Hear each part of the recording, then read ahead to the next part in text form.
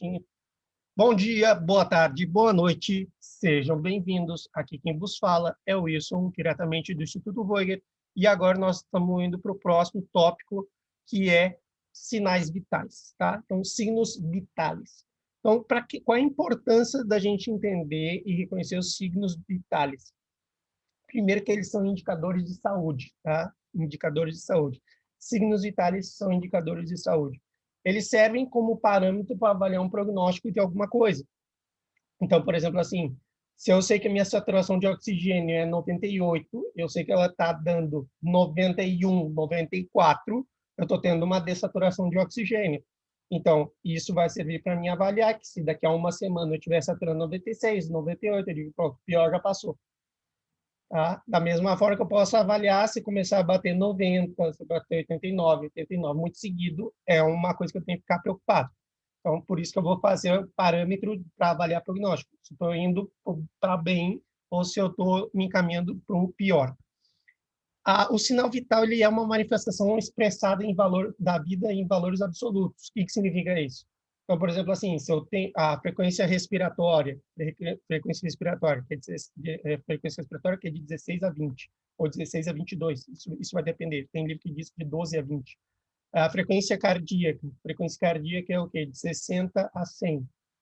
Então, eu sei que dentro desses valores, dentro desses parâmetros, é um parâmetro normal, né? Então, ele expressa a vida, porque enquanto eu estiver expressando eles, o corpo tem vida, tá?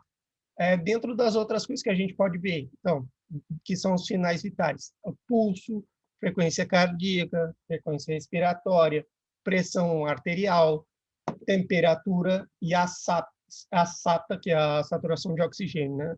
Então, essa aí é a saturação de oxigênio.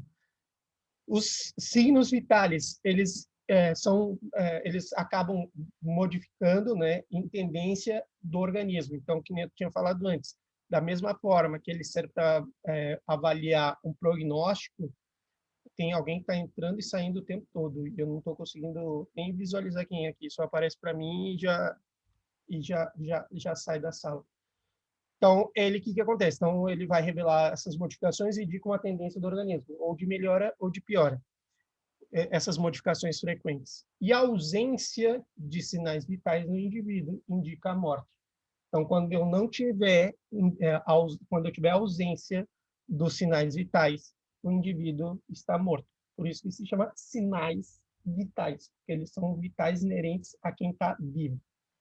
Então, dentro da frequência cardíaca, a frequência cardíaca como conceito é a quantidade de latidos por minuto, né? Então, isso aqui é a quantidade de latidos por minuto, e a gente já sabe que isso aqui vai estar dado o valor normal de 60 a 110 latidos por minuto. E talvez esse aqui é o valor em espanhol que mais me incomoda, porque, na verdade, não sei, assim, em português seria batimentos por minuto, né? Então, esse negócio de latido, para mim, até hoje é muito complicado de falar latido por minuto.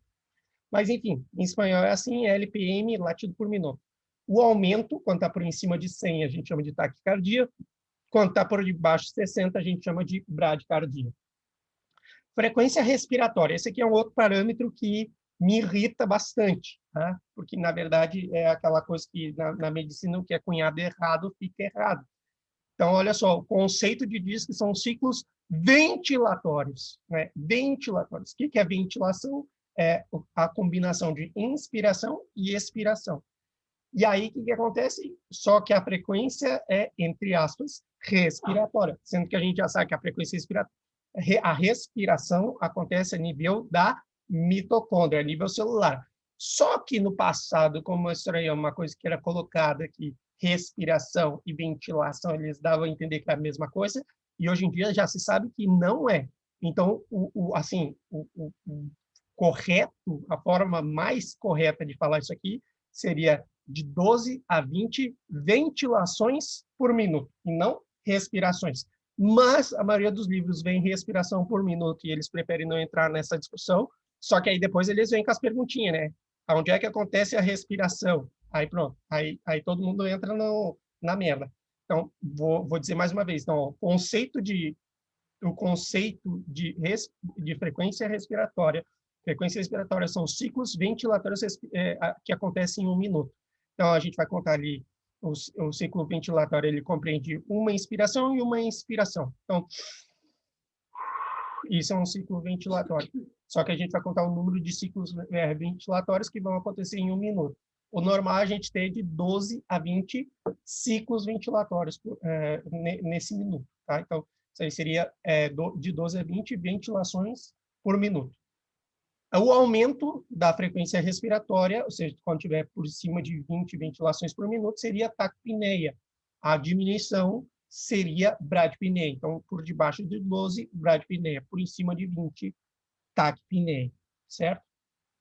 Pressão arterial. A pressão arterial, ela é a força que o sangue exerce para empurrar sobre as paredes das artérias. Isso é pressão arterial. Então, a pressão arterial vai ser como conceito, é a força exercida do sangue para empurrar as paredes contra as artérias.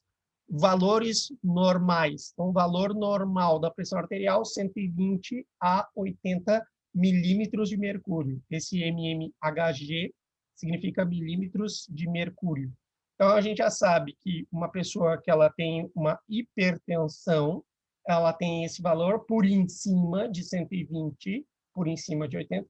Lembrando que 120 é o parâmetro da pressão sistólica e 80 é a pressão diastólica. Então, tem pressão sistólica 120, pressão diastólica 80. Se o valor estiver por em cima dessas duas, eu tenho uma hipertensão. Se eu tenho por debaixo desses valores, eu tenho hipotensão, certo? Temperatura corporal, outro parâmetro de signo vital. Então, temperatura corporal, a gente já sabe que é o equilíbrio da produção de energia corporal, né, de calor, e que vai ser mediado por um centro regulador que fica no hipotálamo. O centro regulador da temperatura fica no hipotálamo. Então, os valores normais, lembrando que isso aqui, quando a gente fala valores normais, são os valores que mais aparecem nos seres humanos, né? Mas, assim, vou falar uma coisa aqui que, de repente, buga a cabeça de algumas pessoas, mas vocês têm que sair da caixa. Tem pessoas que têm uma temperatura corporal de 36,1. Aí do Wilson tá com hipotérmia. Eu digo, não, olha só, para valor normal, sim. Para o valor normal dessa pessoa basal, tá normal. Então, depende do valor basal de cada pessoa. Cada pessoa vai ter um valor diferenciado. O valor que mais se vê, o valor que mais se repete, né, que é isso que a gente toma em medicina, são os valores que mais repetem. Ou seja, o valor estándar que a gente tem é de 36,5 a 37,2. Lembrando que eu tenho várias gradações de aumento. Tá? Então, por exemplo, assim, só para vocês terem uma ideia. Quando eu tenho de 37,8 a 38, que não está aqui, mas eu vou dar essa gradação para vocês. Vou até dar por escrito aqui, porque depois vai dizer que eu não expliquei isso, não sei o que tal. Vou deixar escrito aqui. Ó, quando eu tenho de 37,8 a 38 graus. Ó. Então, isso aqui eu tenho aqui, eu tenho uma febrícula. E isso não vai estar escrito em livro nenhum. Então, eu já estou colocando aqui para vocês terem bem claro. De 37,8 a 38, febrícula, certo? Pronto. De 38 a 30 vou botar aqui, de 38 a 39. Ó, de 38 a 39, eu vou falar fiebre, tá? Aí depois eu tenho aqui, olha só, por em cima, deixa eu botar aqui, por em cima de 41,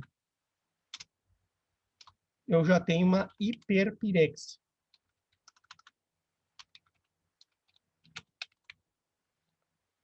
Então, estou deixando aqui esses valores bem para vocês poderem visualizar aqui, ó, e verem como funciona isso, tá? Então, eu já sei que de 37,8 a 38 eu tenho febrícula. De 38 a 39 eu tenho febre. E quando me ultrapassa o que a gente estava vendo aqui, quando ultrapassa, deixa eu colocar aqui bem direitinho, quando ultrapassa os 41 graus de febre, eu estou em presença de uma hiperpirexia, tá? Então, isso aqui é bem importante. Lembrando que quando eu estou em estado de hiperpirexia, isso aqui é muito sensível para as crianças, Criança, você nunca deixa uma criança chegar nesse estado, por quê? Porque é muito nocivo para o cérebro, certo? Na verdade, nem criança nem ninguém, mas as crianças têm que tomar maior cuidado com a temperatura, tá? Então, o que que acontece? Quando eu tenho esse tipo de caso aqui que eu tenho essas gradações de temperatura, é muito importante eu tomar de olho, eu ficar de olho nas crianças. Por isso que toda mãe que é esperta tem um termômetro em casa, que é crucial. Isso aqui é vital mesmo. Então, de 37,8 a 38 graus, febrícula. De 38 a 39, febre. Maior de 41 graus, eu já estou em hiperpirexia. O estado de hiperpirexia é tão perigoso que ele já começa a produzir destruição massiva das proteínas que estiverem circulando no sangue.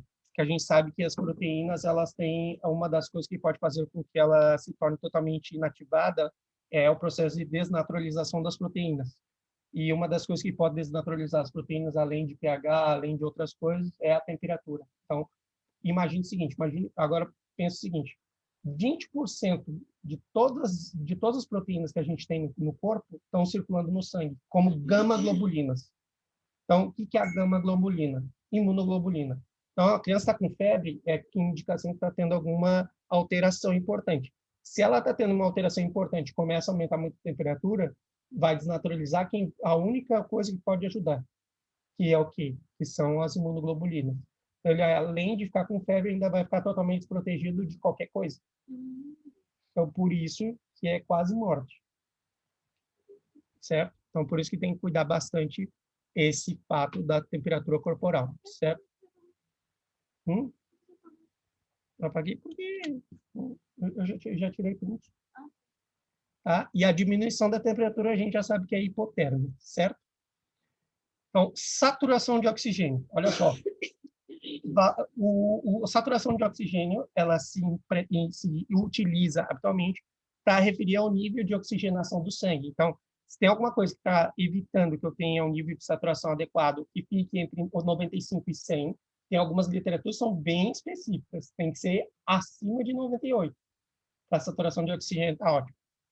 Como eu já trabalhei na UTI, eu vou explicar para vocês, eu já trabalhei na UTI, parâmetro que a gente via para saber se a pessoa ia viver ou ia morrer é a saturação de oxigênio.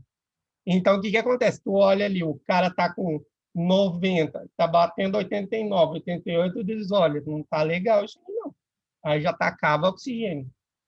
Por quê? Porque já sabe que o intercâmbio gasoso não está ocorrendo da melhor forma possível. Isso é uma das consequências que a gente vê no Covid-19. O Covid-19 ele ataca justamente a membrana respiratória e acaba causando um grau de inflamação importante na membrana respiratória, impedindo que eu tenha uma troca gasosa adequada. Então, um dos primeiros parâmetros que vai sendo modificado é a saturação de oxigênio. Por isso que hoje em dia é tão importante todo mundo ter um bichinho desse em casa para ficar observando a saturação de oxigênio, tá? Então, quando eu tenho um aumento, quando está por em cima dos valores que a gente acreditou, eu tenho uma hiperóxia, e quando eu tenho uma diminuição desses valores, né, quando está por debaixo do valor que a gente está acreditado aqui de 95 a 100, eu tenho um processo de hipoxemia. Pulso arterial. O pulso arterial, o que acontece? Ele vai corresponder às variações da pressão do sangue na artéria durante os latidos cardíacos. O valor normal do valor do pulso é 60 a 100 latidos por minuto também. Só que o aumento do pulso arterial a gente vai chamar de taxigmia, né? Taxigmia. E a diminuição do pulso arterial a gente vai chamar de hipossigmia.